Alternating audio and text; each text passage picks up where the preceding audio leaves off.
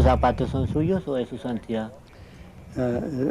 Porque le quedan grandes, ¿no? El Papa me prestó los sí, el Papa le prestó los zapatos. El tema de las liberaciones de personas secuestradas se seguía calentando, hasta el punto de que el gobierno de Andrés Pastrana vetara las actuaciones del sacerdote alemán Benjamino Estela, porque supuestamente beneficiaban a la guerrilla. En el proceso de las liberaciones, según organismos de seguridad del Estado, coincidencialmente, el sacerdote trabajaba con Garzón en los mismos propósitos humanitarios y coordinados por el SAR Antisecuestros.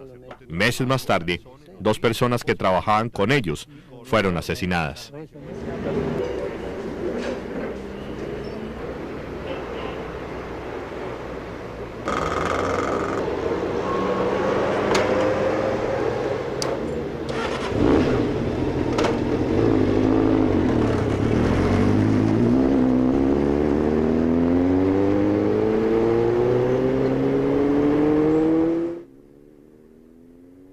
El SAR Antisecuestros de la época, Rubén Darío Ramírez, escribe una carta dirigida al general Mora respaldando la gestión humanitaria del humorista.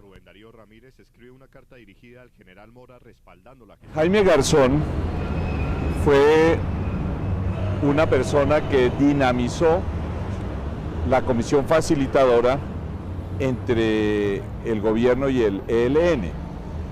Me parece importante señalar algo del contexto. Era una época, 1999, de muchas esperanzas en materia de paz. El primer encuentro que se realizó entre el gobierno del presidente Pastrana y el ELN, encabezado por Antonio García, en la ciudad de Caracas, y donde no se logró ningún acercamiento real, sino más bien una tensión muy grande, se generaron algunas acciones como el secuestro de la María, el secuestro del avión, y es ahí, sobre todo a finales del mes de julio de 1999, cuando un grupo de colombianos amplio, de todas las tendencias políticas y de muchísimas vertientes, nos reunimos y fuimos convocados con el fin de establecer esta comisión.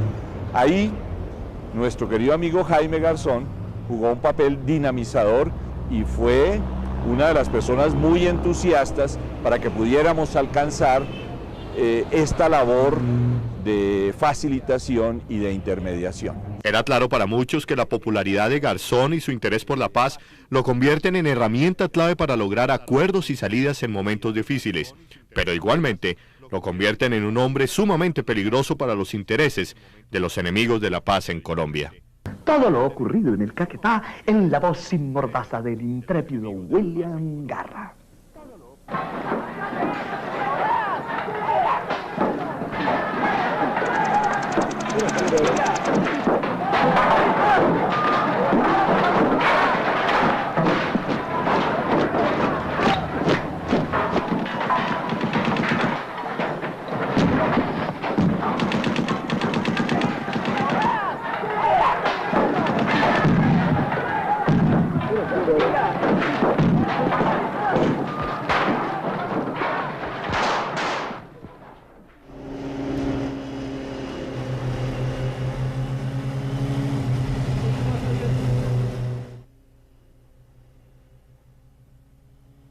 Esa tarde en la ciudad de Medellín se produjo el secuestro de la senadora y hoy directora del Partido Liberal, Piedad Córdoba, por orden del comandante paramilitar Carlos Castaño. Días más tarde es liberada y lo primero que hace es buscar afanosamente a Garzón. Ella vio y oyó cosas que le cambiarían la vida al periodista. Lo que Carlos Castaño afirmaba en la reunión, si se puede llamar así, cuando yo estuve secuestrada con relación a Jaime, es fundamentalmente acusaciones de que los dos pertenecíamos al Ejército de Liberación Nacional y que, entre otras cosas, pues supuestamente en el caso de Jaime tramitaba o negociaba con secuestros. Hacía además las afirmaciones basado en el hecho de que tenía las grabaciones, que yo las vi, de conversaciones de Jaime Garzón. Lo inculpaba tanto a él de hacer parte de este tipo de financiación de secuestros y a mí de ser prácticamente la tesorera del ELN y que salía internacionalmente a conseguir recursos para el Ejército de Liberación Nacional. A mí me queda muy claro que él estaba detrás de Jaime, que tenía las grabaciones, además no las tenía en cinta, sino que eran grabaciones pasadas en papel, como tenía las mías también. ¿Quiere usted decir que usted vio las grabaciones transcritas de lo que usted hablaba y de lo que hablaba Jaime Garzón? ¿Estaban interceptadas esas llamadas? En esto no hay que dar muchas vueltas. La gente empieza a sacarle el bulto y a escurrirle el bulto a la responsabilidad que tiene el Estado en todo este tema, que fue muy visible y que sigue siendo muy visible en este gobierno muchísimo más, pero en el anterior muy claro con el tema paramilitar y sus nexos con las fuerzas militares. Solamente y de manera clara, además entre otras razones porque yo le dije al presidente de la República, traté de hablar con el supuesto presidente de la República en ese entonces, Andrés Pastrana, sobre cosas que yo había visto estando secuestrada, muchos implementos del ejército en manos de los paramilitares y concretamente de las fuerzas de Castaño. Pues a mí me queda supremamente claro que esto lo hicieron ellos, que tienen equipos, que tienen acceso a muchas de las actividades que uno tiene, y eso es lo que pone de presente además el seguimiento que se le estaba haciendo a Jaime y a personas como yo durante ese tiempo.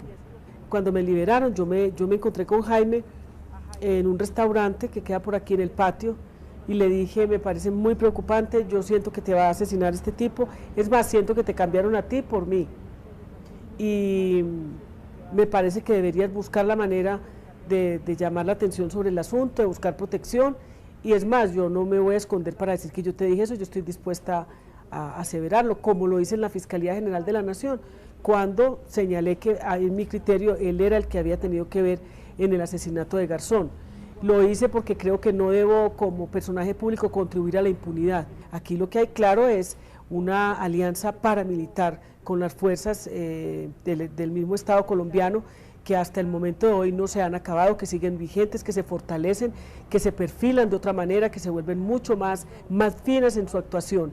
Pero también queda claro que fue un magnicidio, está supremamente claro porque yo no me voy a meter en semejante situación tan delicada como es esta, a denunciar cuando yo no tengo sino el poder de la palabra, ellos el poder de todas las armas, incluidas las del Estado, a señalar que fueron los que cometieron un crimen, que sí lo cometieron.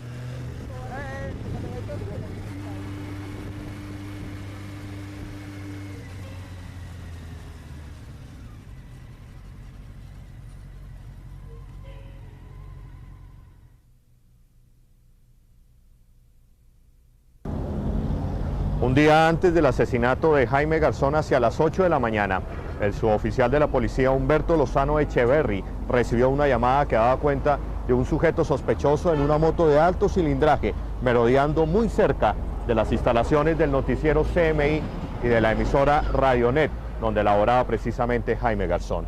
El suboficial de la policía llevó a cabo el procedimiento de rutina, pidió la documentación del individuo y sobre todo pidió la documentación de la motocicleta. Al término del procedimiento no hubo antecedentes ni del individuo ni de la motocicleta que lo acompañaba, por lo tanto lo dejó ir.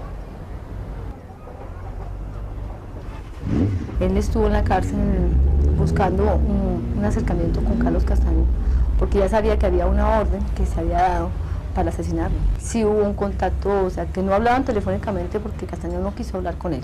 Sí, textualmente con alguna palabra grosera dijo que yo con ese hijoputa no tengo nada que hablar. Esas son palabras que dijo Popeye en la cárcel. Ahora, pues hay muchas personas que dicen que sí hablaron.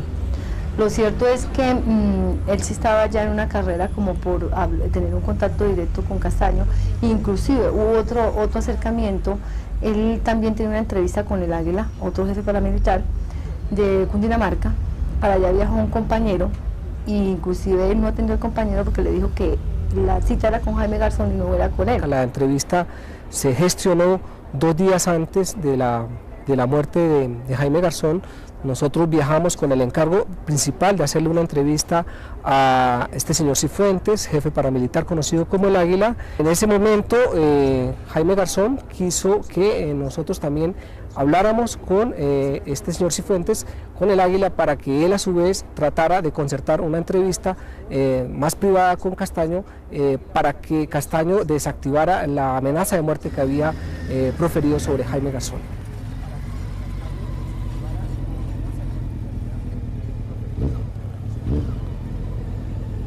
fue el día jueves cuando ya yo lo vi más preocupado y le dije, Jaimito, vale la pena que usted se muera por este país, por todo lo que está sucediendo, que realmente son muchas muertes las que han habido, como las de Galán, como otras, y que realmente llevan mucho tiempo y no sirven para nada. ¿Vale la pena que usted se deje matar? Y me dijo que valía la pena por Colombia. Siendo alcalde mayor de Bogotá, hice grandes obras: el puente de la 92, el relleno de Doña Juana, la troncal Caracas y la destitución de Jaime Garzón como alcalde menor del Sumapaz. Hoy, 10 años después, se ven las obras. El puente se cayó, el relleno se derrumbó y me toca restituir a Garzón al cargo de alcalde menor por orden del Consejo de Estado.